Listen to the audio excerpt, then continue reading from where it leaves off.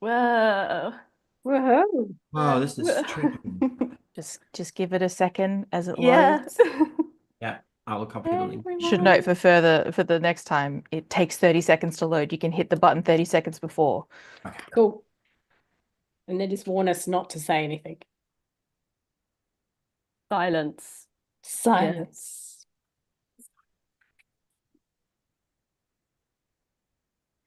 All ASMR. right, here we go. Yeah. I can do clinking. Yes. Okay, the link is on the Instagram. I Amazing. popped it in the chat just in case. The link is also now on the Facebook. You're all so Cool. organized. I know, look at them, the busy bees. Yeah. Should we get started? Yep. Yeah, let's do I feel this. like someone needs to sing the theme song or something. Feels Oh, a bit yeah. weird. Maybe we should play it in the Bring it in background. every Should time. just get Johnny to, come in Yeah, and just- play, Yes. play a chord or two. Anyway, welcome to our second live book club of the Amy and podcast. I'm Amy. I do want to acknowledge before we start, because when we finally turn this into a polished episode, we will include the acknowledgement of country, but we don't do it live. So I think I forgot last month, but I do want to acknowledge that we're meeting on Ghana land here in South Australia tonight, and that I'm particularly down by Karawira Parry, or the River Torrens in Tantania in Adelaide, and I am very thrilled to be part of the traditions and storytelling of this country, and I extend my respects to all First Nations people wherever you are, and to their elders past and present. Welcome to our Climate Fiction Month. It's a pretty heavy topic, climate fiction, but I think we've actually had quite a fun month dealing with the end of the world as we know it. I'm here tonight. We Justina, our beloved Justine, is actually sick tonight, so won't be on camera, but I think is in the chat. So if anyone is in the chat and wants to chat to Justina, she'll be there. I've seen pictures. She's got her cocktail. She's got her melting moments. So she's in a festive spirit, even if she can't talk because she's coughing too much. Hi, Justina. Hey, Justina. But I am thrilled to have with me here today Millie Heffernan and Peyton Hogan Hello. and Harry Stewart Hi. and Abby Guy. Hello. I forgot that this gets turned into an audio medium. Hello. Yeah. Yeah, Millie yeah. waved. For those of you wondering, she's not just very, they're just not very, very quiet. So our book of the month this month was Aya de Leon's Side Chick Nation. And I'm pausing there because I've been saying Aya's name right like for years, and then suddenly got stage fright tonight and have been pronouncing it wrong all day. So When that happens. it's just like live shows for fun. So I read this book first maybe a year and a half ago, I think, maybe a year ago, as part of a project we were doing on climate fiction, Alex, Rachel, and I, looking at different genres. And you met Rachel and Alex a couple of weeks ago, 2 weeks ago. If you didn't listen to that episode, please go back and have a listen, because they're both really amazing. And when they talk about the climate, I don't feel quite so depressed when they talk about climate fiction. So this book, when we were looking for different kind of genres that might be covering climate fiction that we don't think about as climate fiction, this book really kind of rose to the top. And we kind of put it number one on our list to read, and I'm not sorry that we did. And we have an article coming out later this year kind of talking about this book and a couple of other books, because it is such a genre bending book. So before we start talking about it, I'm just going to introduce the author, and then we will, between us, see if we can describe the plot to you. And I have the blurb here, so we're going to see how accurate we are. We might need it, yeah. yeah. But first of all, I want to introduce you to Aya de León, for those of you who don't know her. And I don't know how well known she is in Australia, because these books are mass market paperbacks, which we don't always get a lot of in Australia. Peyton works at a bookseller, and I don't know if you've seen them around. But Aya's actually just mind-blowingly accomplished. I've never met her, but I feel like I know her just from reading her work. So she's a writer of poetry, prose, stage, and screen work. She is the director of June Jordan's Poetry for the People. She teaches at University of California, Berkeley.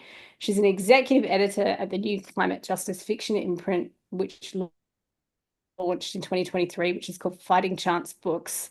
She also organises with the Black Hive, which is the climate justice formation at the Movement for Black Lives. And she's written a whole series of, they're really mass market romances, but not just mass market romances. So they call this one a romantic suspense, but it's actually doing heaps of stuff. Like it is yeah. such a roller coaster and an adventure of a book. So, team, what happens in this book? What is this book about? What doesn't happen? Yeah. It's a thriller. It's a social justice book. It's a climate fiction book. It's so pretty political. amazing. You Yeah. don't know what's going to happen next. I said Yeah. off camera that it just, like, out of nowhere, it just becomes so intense. Yeah. And I was like, You think you're reading one thing, and then basically the climate disaster happens, yeah. and then it just changes the whole story, basically. Which gives away some of the plot, but Yeah, we haven't but- really explained what happens. Sorry, everyone. No. The prologue, there is a prologue at the beginning. So when you open the book, so this won't spoil anything, it starts with our heroine Dulcie almost drowning in a hurricane. So it's Hurricane Maria, for those of you who remember. So the book was written in 2019. Obviously, a lot has happened in the world since 2019. But so she is almost drowning in this kind of climate disaster. And then we go back in time and kind of learn how she got there. Yeah. So where is she when we meet her in chapter 1, folks? She's This is like a tutorial now. This is where you all go silent. Yeah. In the Caribbean? Is it? Yeah. No, it's Miami, isn't it? Isn't She's she? on the run. Oh, that's right. she's on the from run Further after back than getting that. a sugar Lucy. daddy. Yeah. And she's like, I was pretty powerful as a side chick. And I'm like, oh, slay. Well, Quinn. So it seems like it's a common pattern in her life that she'll have a boyfriend and then she'll maybe get into some hot water and have to dip for a little while, and then she can sort of return home to New York. It's New York, right? It's New York where she's Or from. Yeah. Miami, or yeah. Some you place. can- I'm doing well Yeah. on place. America confuses me. It really does. Because I kept thinking when I was reading it that I was like, Miami, where's Miami? And then Oh, Harry. my partner was like, Miami, Florida. Come on, it's the second word that comes after Miami. And I was like, oh yeah, you're right. But I Golden mean, I Girls think, set in Miami. I think the thing to take home is that, yes, it is. It is. The thing to take home, I think, is that it's where she starts is in the global north, right? Is in Yeah. a rich first world nation where she's not from there, she's fled there. Yeah. And then she has to flee safety, Yeah. right? So what happens next? Who's the love interest if this is a romance? Xavier. No. Xavier. Did we The like hot him? journalist she meets The on the hot- plane. I feel Yeah. like when you're first introduced to him, because she first meets him on the plane, right? Mm. And I felt like I didn't realize in that moment, oh, this is the love interest. Mm. It didn't like register for me in the same way that a like classic romance novel does. Yeah. Until he comes back later, and I was like, oh, Yeah. yeah. It is interesting. It's almost like Is he- this... Sorry, Peyton, yeah, you I go. don't know. No, I don't know what I was gonna say. I was gonna say something like it's almost like he doesn't need to appear that soon, but at the same time he does, because then it would be kind of random if he just took her on a Yeah, date. well, Like so they there's have not- that history. There's not like the line of like, he is so tall and so hot and so handsome and he's Yeah. the most hot guy she's ever seen, and you just know this is the hero. In fact, he's a political reporter, right? Yeah. Um, Maybe part of it is just that like he is so not what she's looking for. It's not like other romance novels where you can kind of tell pretty quickly that what they want deep down, whether they consciously realize it or not, is to fall in love.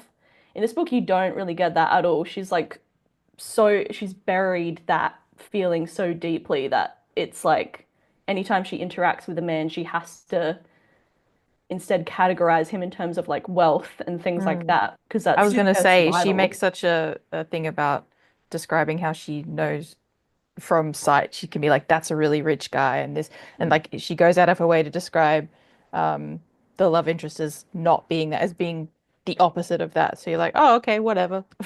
Yeah. but he's Not not what guy. she's looking for.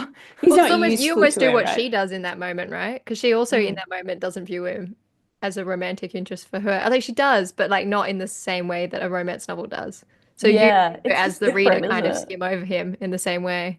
Do you think Yeah. that's because in a romance novel, I mean, and we're talking like heterosexual romance novel, what we see is someone finding a protector, right? Like even if they say that's not what's happening, there's like a sense of a patriarchal protector or like a, that alpha male kind of, or even if he's not an alpha, he's, as we've talked about before, got the markers of spectacular masculinity, right?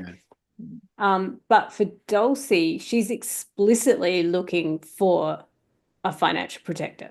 Yeah, So that's so it's a true. much more contractual thing. Like she doesn't want to play a game about it. She wants to have the contract of like, I'll be your side chick.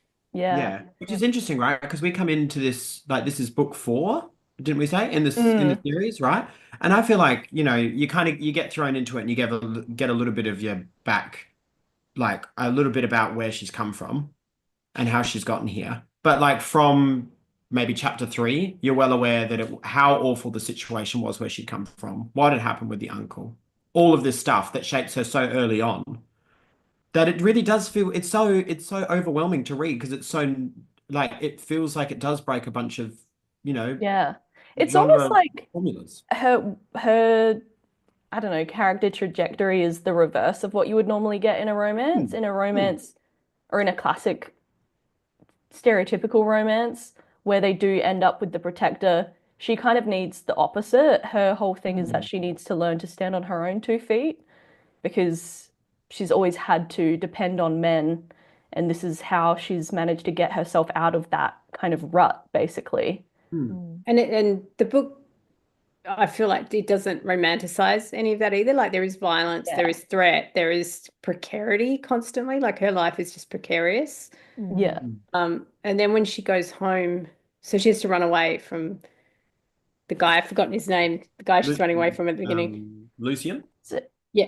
Yeah, Is that Lucian? Yeah. Lucian. And The drug guy. the drug dealer. And so she runs home to Puerto Rico and finds that her family's land is being stolen and everything is under threat. And suddenly she has to be the protector. Like she, and I think this is so interesting to me because I think you can kind of feel it in political movements that often women of color have to be the agents of change because there is no one else. And you yeah. kind of see that when Dulcie goes home to Puerto Rico and everything, like there's her cousins and her grandmother and her whole family are vulnerable and there's only her.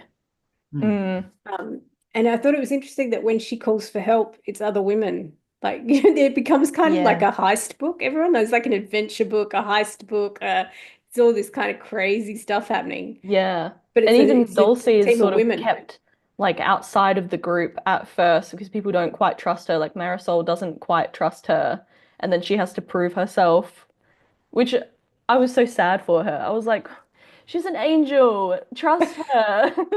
And then they almost got her like killed by the police for it, for not telling her that they were stealing from her ex sugar daddy. I was like, what are you doing? Anyways.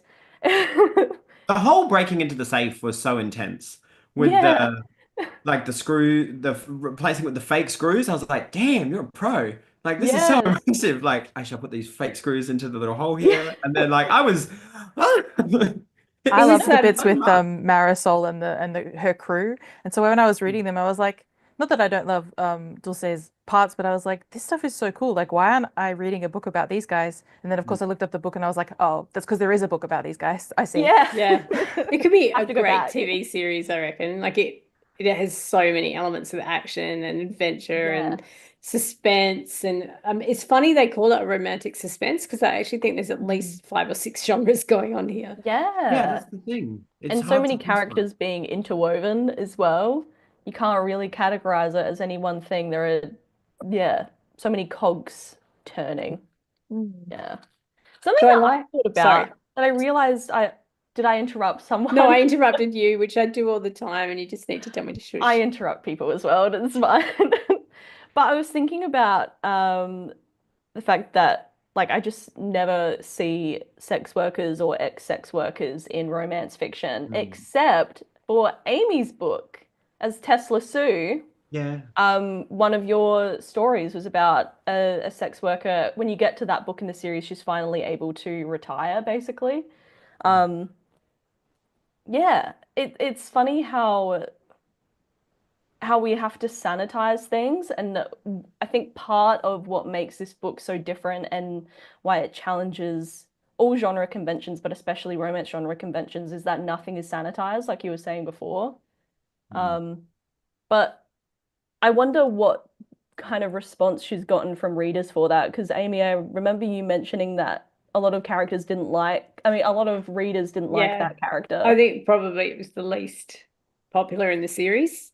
Yeah. Like, Really? yeah, but the most popular Same. one was a mother of 5 children, which I thought was really interesting. I wasn't expecting that either. Mm. But I can Well, see, mother virgin whore, you know. Yeah. I had a Yeah. lot going on. But I think it's interesting that we still have so many complicated feelings around sex work, Mm. Mm. which is so tangled up in the way we think about women and sex and virgins and what true love is and what sex is with love. And, there's this romance novel kind of, it's interesting. We're going to be doing Smut Month next month because, Yeah. there's a feeling that when you meet the love of your life, it's suddenly real sex. Like it'll suddenly be better. Like There was a love quote will in the book equal related to this. exceptional, outstanding sex, and every sex you ever had in your past will not Mm. be as good as that just because you're in love. Yeah, very Um, true. And you like let go of all those inhibitions and yeah, your Oh everything. yeah, body the will past respond doesn't because your bodies will count. know each other. Yeah, exactly. You're just linked. Mm. There's a really good article, I think it's by Catherine Roach, Mm. just off the top of my head, but I might need to be double checked. But it talks about the mind body split and about how romance novels are really good embodiments of how our culture still buys into the mind body split, because romance novels will always have her body responding to him, even though she's like, no, but I don't like him. And yet Yeah. my pulse is racing and I'm suddenly like swoony, and he could be the biggest ass on the planet, but my body knows we're supposed to be together. And I always think Mm. of that there's this sense that women don't know their own bodies and don't know their own desires, and that if you have a physical response to someone, that must be also a moral and romantic response to someone. And we Yeah, have a lot of they're narratives all around that. connected. How Yes, interesting. we do. Yeah. There was a Have you ever quote been? related to something you said before that I highlighted from the book. I can't remember what character says this, but I think it's another.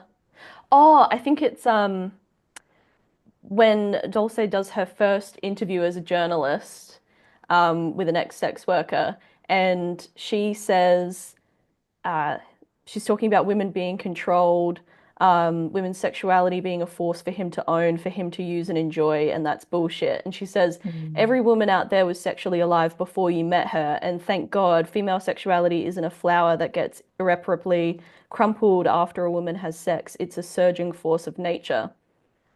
Before I married Kevin, my sexuality was alive and kicking. So she's just like, she's always, Idealon is always challenging those narratives about sexuality, particularly women's sexuality.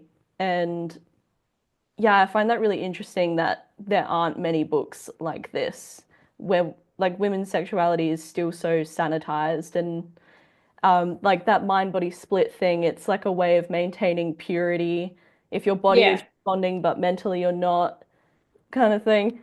Mm. Yeah.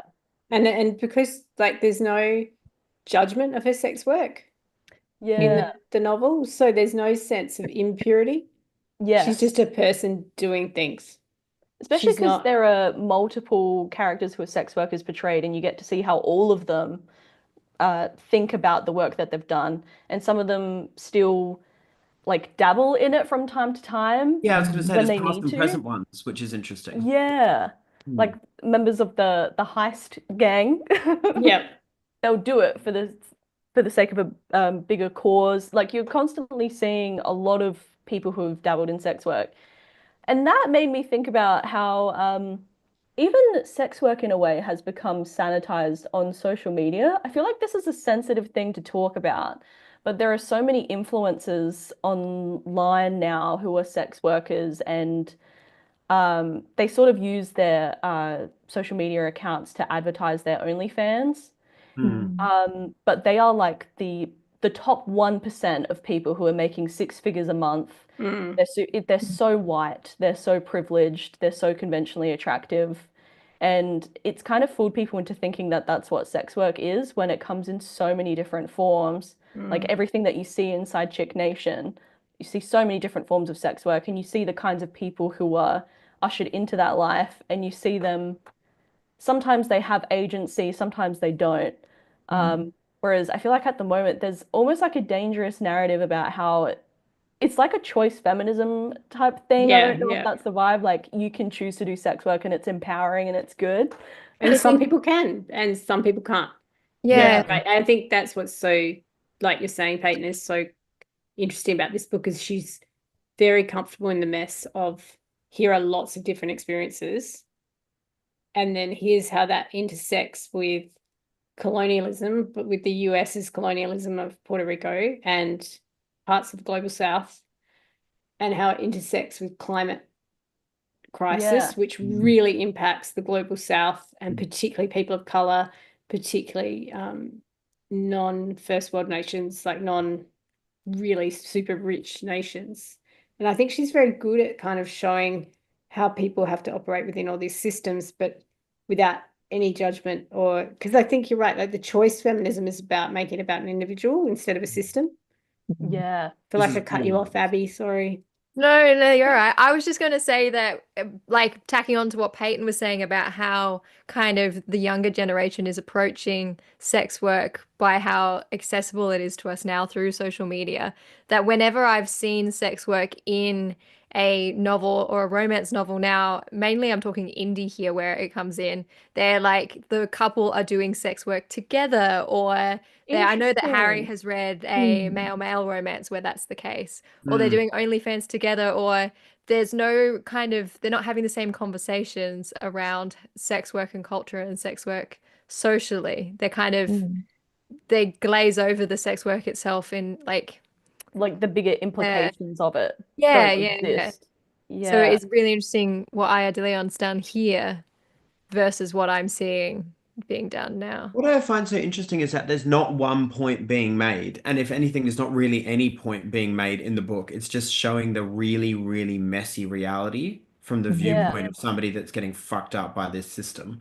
And it's so, like, I'll say it again, it's so overwhelming to read because, like, from, like, our standpoint's affected for sure. So, like, from a white cisgendered male perspective, I was like, damn, there's a lot in this book, and I'm used to like one or two things driving us through with the plot. Simplicity. We're used to Yeah. simplicity, right? And there is such a beautiful messiness to the way that she's describing all of this stuff. Like there's not chapters and chapters on the sex work, but it's so obvious that there's a lot of people in this book that are affected by this. But then they're also affected by poverty and by the withdrawing of US aid after the climate crisis.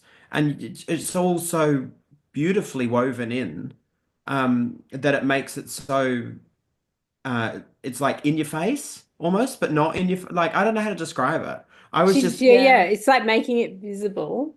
But yeah. it's actually really interesting, Harry, that you said that because in the author's note at the back, she talks about why she used this kind of genre because actually what she wanted to write about was Hurricane Maria.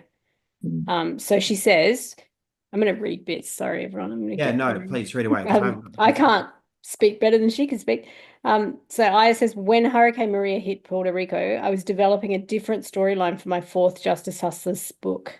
However, as a member of the Puerto Rican diaspora, I couldn't think of anything more important to write about than the hurricane, and my editor and publisher supported me in changing course.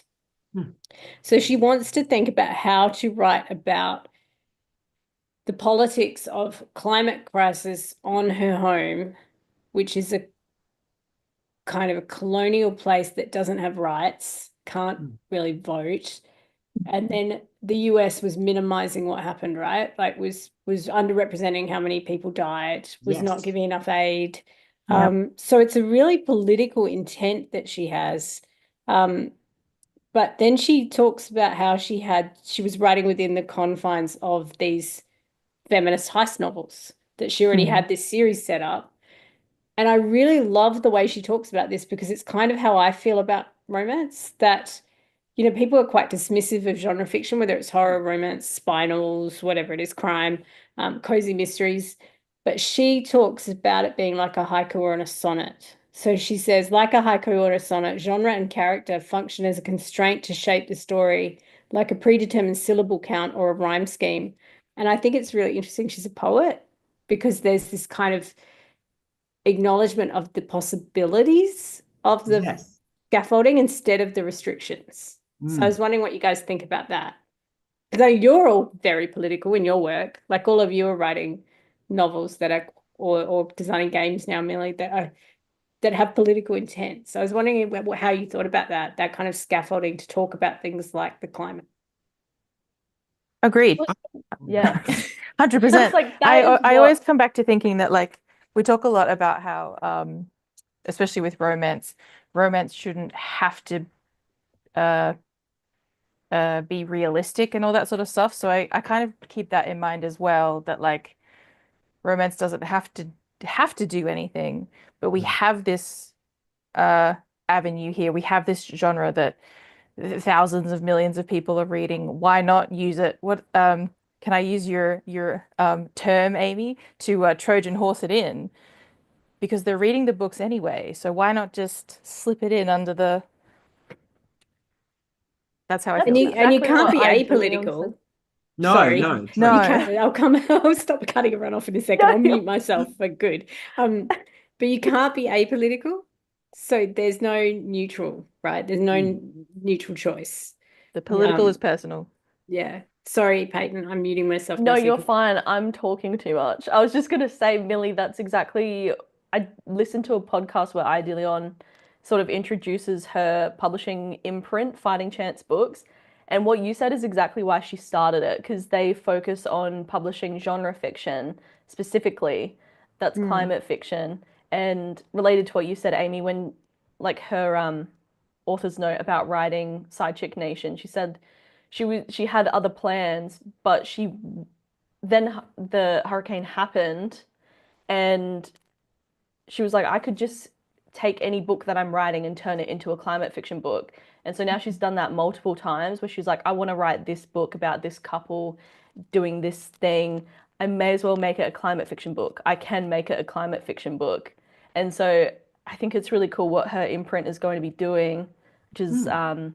publishing genre fiction, which, like Millie said, it's what people are reading anyway, and then making those books climate fiction to Trojan horse it in.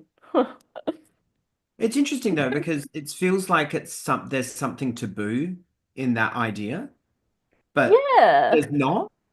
Like No. it's just, and I think it goes back to the simplicity argument, the idea that we're so used to, well, I'm so used to simplicity in what I read, because it is all so white and privileged. Do you Like think also there's an element of get back in your box?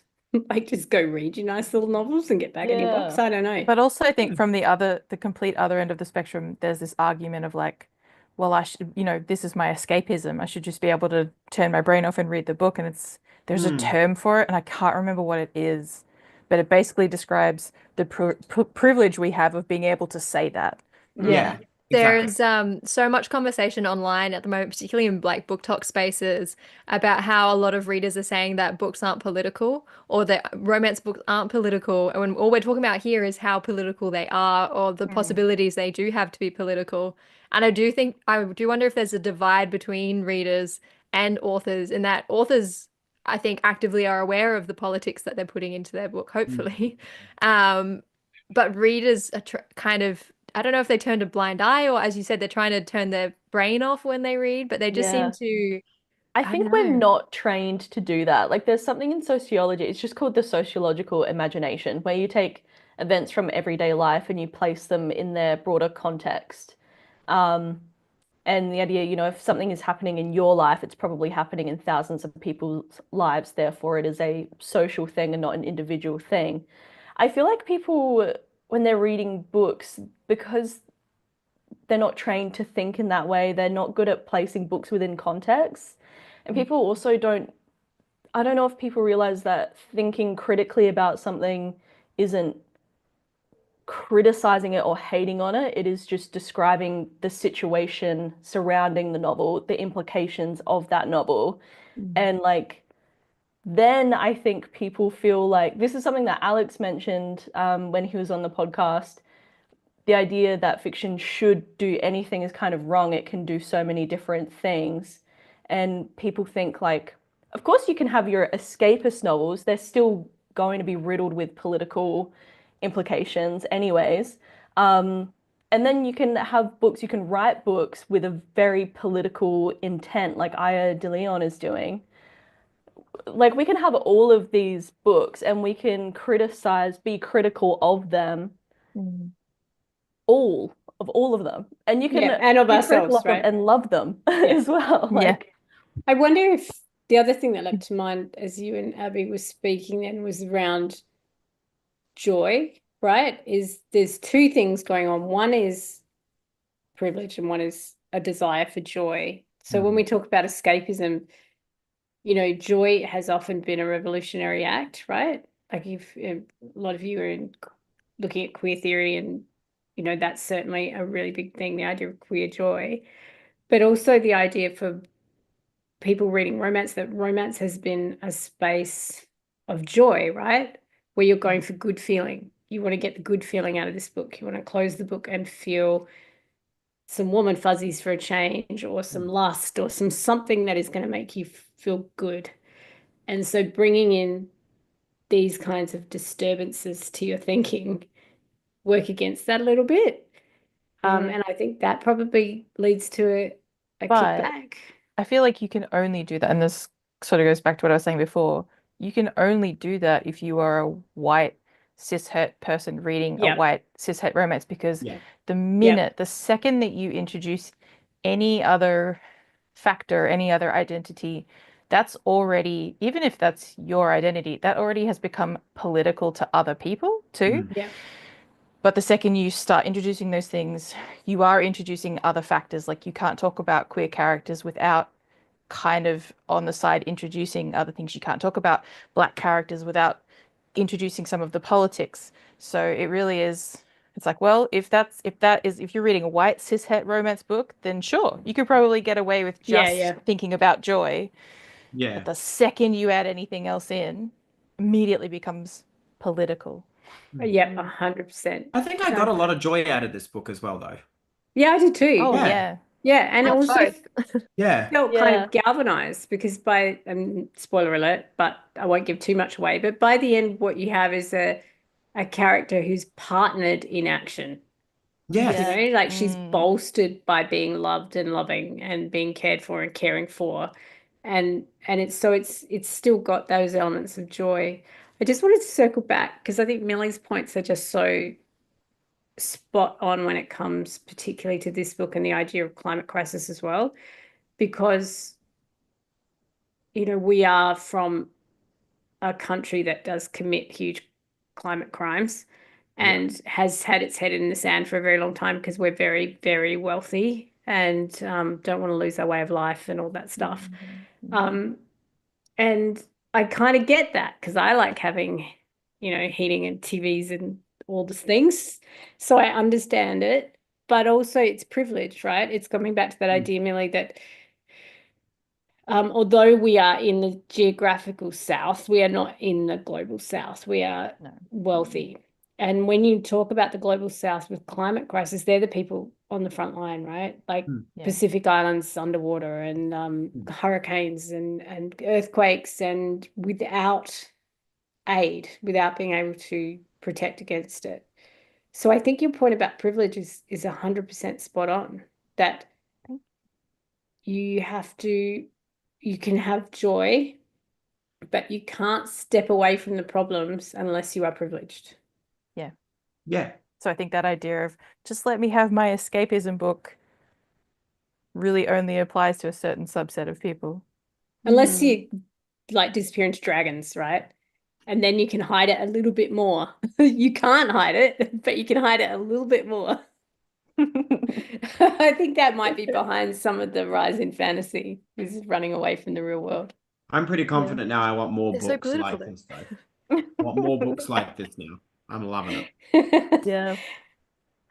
Thank God she's got a whole series. So I know. When I was looking, I off was we like, go. damn, there was a lot of books in this series. I'm set. On the topic of privilege as well, and this is kind of related, kind of not related, but what I really liked about this book in terms of climate fiction itself is that the main lead in this climate fiction is a black woman who was from a poor upbringing and was pimped out young and has been in that environment, and she kind of rises into activism. I feel Mm. like all of the climate fiction I was aware of before this month was that kind of dystopian, and all of the leads in those are like white male men, and they're the activists or they're the ones surviving in the climate fiction. Mm. And so it was really nice to have this sort of activism that kind of promotes anyone can become an activist. It's not just the Yeah. white men in privilege, because let's be real, the white men in privilege aren't actually doing anything for us.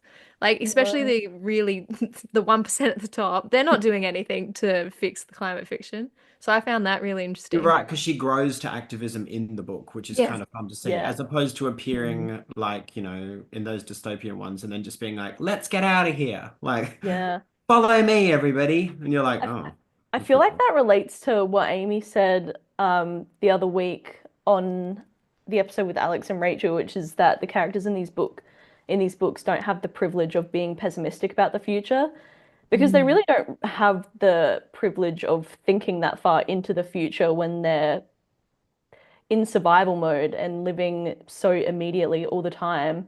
And I think it's so interesting that the dystopian novels are so white-centric because it's so defeatist. It's so Mm. easy for us white people to be like, oh, well, I tried to Because recycle my way to fixing this issue, but I guess recycling because doesn't do right, it'll anything. only really truly start to affect us when it is a dystopia, you Yeah. know. Yes. For Yeah. other people, for other countries. And I was thinking, Amy, even when you were talking about Australia, we talk about it and we're Yeah, I sitting know. very comfortably in the middle of Yeah, the yeah. city. I was thinking about like everyone in rural areas, and I was thinking about the bushfires that we were talking Yeah. about on Melanie's episode, And First it's Nations people. already happening to Yeah. all these people, but we're like, oh, it'll affect us when it ends the world totally, and There's then we'll actually start to get off our And then when asses. it does, we'll be Yeah. the last ones standing. Like the white men will be the Yeah, last ones Yeah. Yeah. standing. What's with we'll be the that? We'll ones lead the way. fighting. Yeah. Um, I always think of The Road where it's like him and his son, and the mum can't cope, so she kills herself early on. She just goes Oh, out and the Viggo abandons their Mortensen child. book. That Yeah. movie's so Oh, The God. Viggo depressing. Mortensen book. Yeah. Oh, movie. I do like Viggo Mortensen. Yes. Yeah, if you're interested in in climate research, there's a lot written, particularly by First Nations scholars around how the the apocalypse did come to First Nations Yeah. people. They have lived through the destruction of everything. And so they are not destroyed by it, right? There are First Nations people thriving and growing their culture and their languages and their connection to country. And so there is a lot we can learn from people who have lived through that kind of destruction. Yeah. And who have different relationships with country, because I often think what we're actually doing is grieving our excess, right? We're just grieving the life we're living. Like those Mad Max style stories are like, oh, I grieve my big house and my yard and my TV and my fridge, Yeah. and I'm like grieving having 3 cars, and I'm grieving the swimming pool. And we were talking about I'm in a climate fiction researcher network, and we had a meeting this morning. We were talking about this, about how in many ways climate fiction has a kind of job to do around emotional labor, like around our emotions around what's happening and how we navigate grief, how we navigate imagining a future. And the other thing that we're really struggling with is, how do you imagine life beyond capitalism? Yeah. Yeah. This is another thing that Aya de León mentioned in this podcast episode, that she was really focused on setting up her imprint, which is focusing on books that have that, not positivity, but like the collectivism in them. You see people coming together and winning. Like she was very focused on or placing a lot of importance on narratives where the people come together and they win by the end of the novel, and she was sick of reading things where it's all already over and we're dealing with the fallout. She wants to read things where you actually see people trying, and she compared it to the hero's journey story structure, and she said that like emotionally we feel like we're in the 11th hour right now, and we're in the black moment right now, and so this is the time where we're supposed to come together and like defeat the antagonist kind of thing. And she brought up a statistic from BBC, which was that anytime 3.5% of the population gets involved in a movement, historically that movement has won. And so Wow. all of these dystopian 3.5%. novels tend to be like very individualistic and defeatist, etc., etc. And there's a place for books like that. Like Aya de León says, and I'm sure we would all agree, there's a place for books like that. You can write them. They're doing something important, obviously, but it's a shame that when forgetting about the importance of collective action and what we can actually do right now, things we can do if we come together, to try and fix this Yeah, there is an issue. interesting like compartmentalization almost at the moment where people are shrinking away in order to avoid the emotional term like thought of all of Yeah. the different Yeah, stuff. and I've been wondering about this because I think,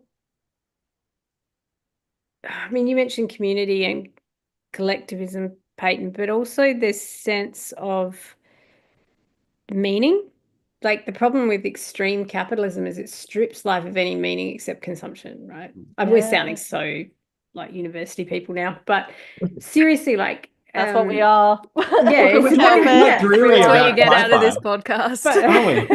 We're talking really sad about this. No, I'm not. I don't think it's sad, but I mean, for me, what part of the action is, where is the meaning? Do you know? And I do think this explains the turn towards demagogues, the turn towards theocracy, looking for some meaning beyond the purely physical. Because if Yeah. we're going to not be able to consume, if this is a house of cards that's falling down, Yeah. what have you got left if you are not, if you're an atheist, for example, which I am, and if you I don't know, like it's a crisis of meaning. Like Yeah. we have gotten so deep into extreme capitalism, we can't even imagine any other way of being anymore. In the book Conspirituality, you know how disaster capitalism is a thing? So Yeah. a disaster will happen and capitalistic vultures will come and take advantage of it, which happens inside Chick Nation right at the beginning of the book. Yeah. In Conspirituality, they might not have come up with it. It might have even been like Naomi Klein or something, but disaster spirituality. And so I think it makes sense that after COVID and a whole series of climate disasters and sort of the ongoing effects of COVID and new sicknesses coming in, we are being forced to confront our mortality and the meaninglessness of everything. And so it makes sense that people will turn to spiritual or almost like pseudo-spiritual substitutes like capitalism and Donald Trump and Elon Musk to inject meaning back into their lives, because otherwise, like, where else are you going to find it? But I feel like that's one of the things that we get so wrong as people on the left, is that we don't really do enough to tie people together with any kind of spirituality substitute kind of thing. Yeah. That's an Well, interesting idea. sorry. No, sorry. No, I was Yeah. just going to say that's actually Yeah. really interesting. The idea that that there's something that one side is kind of lacking, well, that we're all lacking, but that it's something that we all need to think a little bit more about. And I Yeah. think it's interesting she has gravitated towards, I know it's a heist book and it's a feminist heist book, but it is also a romance. Mm, And what I think romance offers is love, is it's putting forward, like Catherine Roach says, it's like religions of love. yeah. And even if you're an atheist, like I'm a very big believer in human connection and in kindness and in care. And I really love Bell Hook's love ethic. And also there's a whole bunch of sort of different Black feminist and third world feminist scholars and activists who talk about care ethic. And I do think that's in this book, is this idea that she can turn to this community of women. In the end, she is one of them, but also family. and home and country Mm. and then also your romantic sexual partner, Mm. that those Yeah. connections are actually meaning. Yeah. She's sending money over like back home to help her family, isn't she? Yes. So Yeah, like yeah. that's also the connection across. It's not just a physical connection, not just a visual connection. She's having multiple instances of this throughout the whole novel, and some of these people aren't even really featured in the book because Yeah. they're far away from her. So that is Mm. interesting. Yeah, the idea of human connection as some sort of spirituality replacement. It's always something. Yes, too, and I agree with human connection being integral to how we do things because I don't think that there's anybody looking after me. Like, like the only person that's going to look after me if I'm feeling a bit shit or having a bad day are the people that are around me. You've Your got a lot community. too. You've got a big Yeah, family, a big big community, a family. loving partner. Yeah. That's something You've that got really lots. bothers me about like climate books and dystopian books is it's always this idea of like everyone for themselves, one against another, when we know that that doesn't happen. Like we see that after things like climate disasters, you can see how much people band together as a community to help everyone else. Like we see that time and time again. Time and time again, we prove that even though obviously there's always going to be a subset of shit people in the world, mostly we're pretty good to eat. Like we do come together as a community. So that Yeah. always really bothers me in dystopian stories that like suddenly we're just going to forget that for some And reason. the labor of love too, right? Like you only have to look at your life to see how much people care for each other. Mhm. Do you know? Like the Yeah. minute I had a kid, I remember because the Iraq war was happening and Afghanistan had been invaded and all that stuff when I had my eldest. And he did not sleep for 4.5 years. I did not sleep a night through for 4.5 years. Oh. And I remember sitting up. I'd be so happy when the morning shows came on at about 4 a.m. The American morning shows would come on first, and I'd turn on this shit morning show because nothing else was on. And I would sit there and think, I cannot believe they are sending these boys to die when some woman sat up for 4.5 years and didn't sleep to keep those boys alive, right? Yeah. And then you think, like, I look at people in my life who've nursed people through 10 years of cancer or disabilities or mental health issues or who have needed help themselves and been open to being loved and cared for. And you just sort of see that kind of that labor in your daily life. Like, and all of you perform it for people and they perform it for you. And I perform it for people and they perform it for me. And so I agree with you, Millie. Like, I think you just have to open your eyes and see those connections to know Yeah. that's not going anywhere. No. Mm. And Justina put a really good comment in the chat. She said kind of the other side of the coin of that more than human and post-human writing that we talked about like right at the start of the month. It's kind of like the other end of the spectrum, like it's the human of it all. Yeah. Yeah. I did want to, this is an aside, this is completely aside to our conversation, which has been fantastic. But I did want to acknowledge the chat as well, because they have been talking the whole time. So, and Oh, I'm not Justina, thank you looking. for, So, no, I know. Yeah. It's hard for I us all to I be kept having sort of waiting for a conversation. moment to interject oh, with them, but yeah, please. like What are some of the book comments? book recommendations and Oh, all sorts of cool. things and Oh, yeah, just I mean mostly agreeing with us and saying very wonderful, coherent things. A Yeah, so if great you, comment about Viggo Mortensen and Aragon, you know. Rightly yeah. so. Rightly so. Rightly so. So if you're an audio listener post fact, it's definitely worth having a look in the live chat on our YouTube because there has been some really good recommendations in there Yeah. on more readings in this kind of space.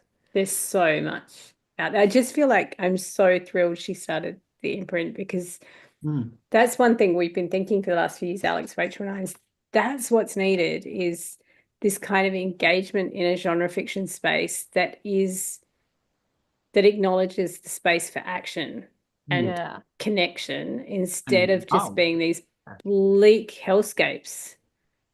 You should Yeah. try and get an interview with her if you haven't already. Yeah, definitely. We actually share a publisher. Actually was with this publisher too for a while, so I might Oh, I thought you reach said we out and share a see. puppy. I was like, Publisher. what? How does that work? Never met her, but we co-parent a dog. Yeah, We no. co-parent. Yeah. I was like, what the fuck? It'd be such a That's shit all for about everybody. love and She's just connection. had it for the last 10 years. I haven't What the fuck, Amy? By the way, everyone, I know I've said this before, I actually made the snack today. I felt like I had Yay! to because I didn't last time. Except I started making it at like 6 p.m. and some of you were here at 6:30 and I was Ambitious. cooking and looking at the group chat going, oh my God, I'm not going to finish everything. They're really good. Starting to bake melting moments at 6 p.m. when you have to be somewhere before Is 7 is insanity. insanity, yeah. But you My I kind God. of didn't have made any it. flour. And then I called my mum and I was like, I wonder if she'll come with me to the supermarket. She was already at the supermarket. Oh, and see, she that's brought me love. flour. I was like, whoa. Amazing. Human connection, see? I did send my son out for limes and mint for the cocktail. I was not prepared. And I was like, can you just run down and get it? See, look at all the love labor happening around us. Pip, pip, down to the supermarket. Anyway, we'll have to circle back to climate fiction because we're only scraping the surface. And as we can see, it goes in directions you don't necessarily expect. And is a way, like we have only just scratched the surface. And Justina and I had a really great conversation with Jennifer Mills, which came out last week. And there's so many good book recs in that episode as well. And yeah, we were talking about Orbital because I just read Orbital and I just loved it. Like it was poetic and but again, it was like a meditation. It wasn't bleak. It just was like a meditation. I feel this is so lame, but I feel this way watching Brian Cox documentaries. They're like spiritual without being yes. spiritual. I'm like Yes. transported. Yeah. Something Yeah. soothing about it. But then, I feel like that about the nature. Like I'm such a dork. I can just spend an hour in my garden, like being ecstatic over the trees, just watching the sun through the leaves. That's nice. Especially your There's nothing backyard. wrong with that. Your backyard is stunning. yeah, that is a homey little place, actually. You could do a Yeah, little- it's like I forget the whole world is out there. Yeah, that's and the then plan. when I'm in it, I'm like, oh my God. I'm gonna Even go though back you've got inside and planes activate going again. overhead and cars going past, you wouldn't know you're in the city, hopefully. It's funny because a friend of mine said to me, I may have said this before, but when I write, I always put in all the trees and the flowers. I just mention everything by name. And she was like, why would this character know this? I'm like, she just does. All my characters do. They just do. I'm not taking it out. Plus, I said so. It's because everyone should know all the different names for all the different aspens. That's just a thing. You're right. Anyway, now that I've completely derailed the talk, thanks for joining us for our second live Oh my God, show. are we done? Whoa. We are. We're getting there. We're like 6 minutes away, so we've got a few things to do. So if you haven't read it yet, I highly recommend. And as we said, there's a whole series. And Aya's new imprint. What's it called again? The imprint? Um, I had it right here. And it's yeah, not it's the end of the day. Fighting Chance Books. Fighting with She Chance Writes Books. Press. And I think it's worth kind of dipping into these if you've never thought you wanted to read a climate fiction because it was too bleak. These are the books for you. They're so much fun. There's a lot, as we said, there's a lot of intense stuff happening, but it's also a heist book. It's a romance. It's an action story. It's a suspense story. It's just so many things at once. And it just kind of goes in directions you just wouldn't expect. Like I never knew what was going to happen next. Anyway, we do have a copy that we were giving away this month, and I'm going to announce the winner. So hopefully she's listening. So the winner of Side Chick Nation, our giveaway for our book of the month this month was Kels Parham. Is that her name? Parham. So Kels, we will get you your book. Congratulations. Yay. And then Overstory was our other book we were giving away, which is a really interesting book that manages to deal with the non-human and the more than human as well as humanity. It's a really interesting book. It's also beautifully written and you can't put it down. And the winner this month was Carla Phillips. So congratulations, Carla. We'll get you your book as well. There will be Thank you for entering the announcements. giveaway. Yeah, thank you. And there were quite a few people who did. Sorry if you didn't win, but you can re-enter for next month because we're going to have 2 books to give away next month. That's right. Are we announcing tonight what we're Can doing we next announce month? tonight? Well, Well, we've got surely the- we can put out. I think you already said at the very beginning what. Oh, you did. You said I we were did. doing You already said what fun. the theme of the month Ah! By the way, everyone, it's Smut Month. Yeah.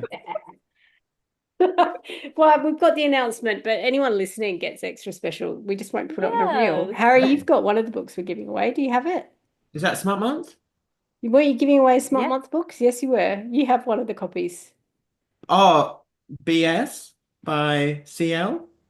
No, No? I'm doing no. The other one. Harry Oh, can no. announce his later once Harry he's can sorted announce his himself later. out. They'll I'll announce mine them for the later. month. We're going to do Once he's Smart remembered Month what it is.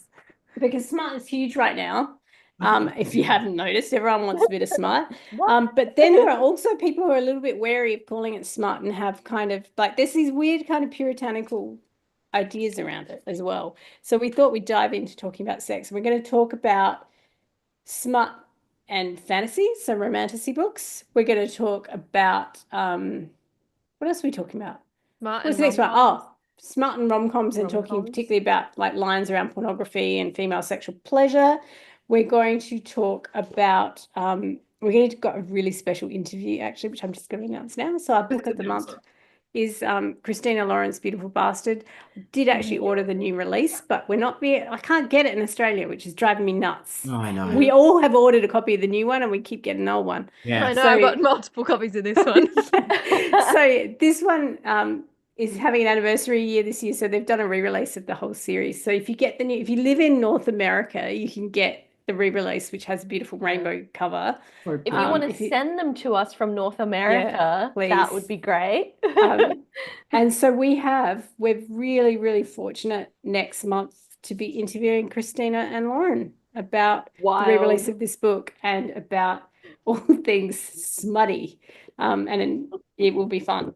Oh, I know what mine is. Mine's Yeah, the I big thought one, you'd isn't it? remember. Have you got it there to show The gay people? one?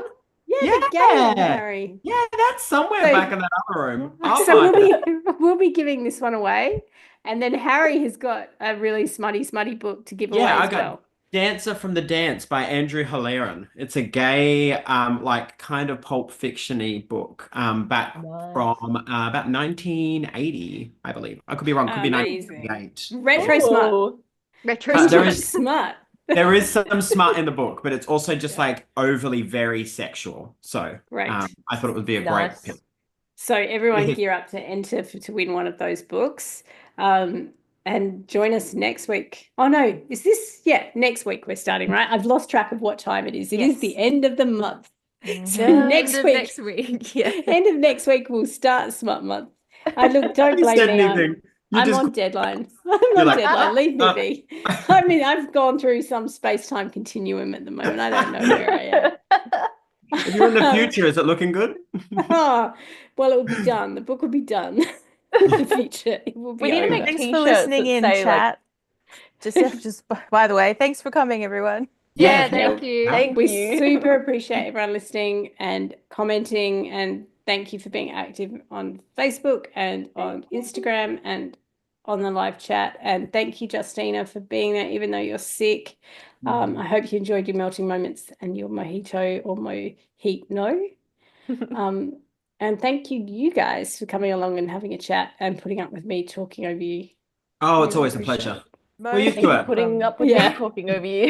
I think I'm going to get you a t-shirt, by the way, Amy, that says Yeah. something like, "Don't hate me, I'm on deadline," or Yeah. and then you don't I have to just- explain yourself. I'll Just wear never it. have to Oh. take it off. I just Can we get a baseball lately. cap? A cap and that t-shirt. Yeah, get her a cap. Love it. Oh, look, I almost introduced tonight by saying it's lucky I'm not in the cap. Because, like, when I'm on deadline, but usually I turn up to meet these guys and I'm in workout gear and my cap on to hide the fact I haven't got any makeup on. You do have a lot of energy right now. I'm pleasantly surprised for Yeah. 7 p.m. on a Thursday. I thought you would be. Yeah. It's been a long day. I'm probably hysterical now. Anyway, thank you for joining us. It's been actually really fun to talk about climate all month, even though I think it kind of illustrates that it's not all doom and gloom, that there are others out there working and connecting and looking for how we imagine a better future. So thanks for joining me, guys. See you, Peyton, see you, Millie, see you, Harry, see you, Abby, see you, Justina on the chat, and see everyone who joined us tonight. Thank you very much.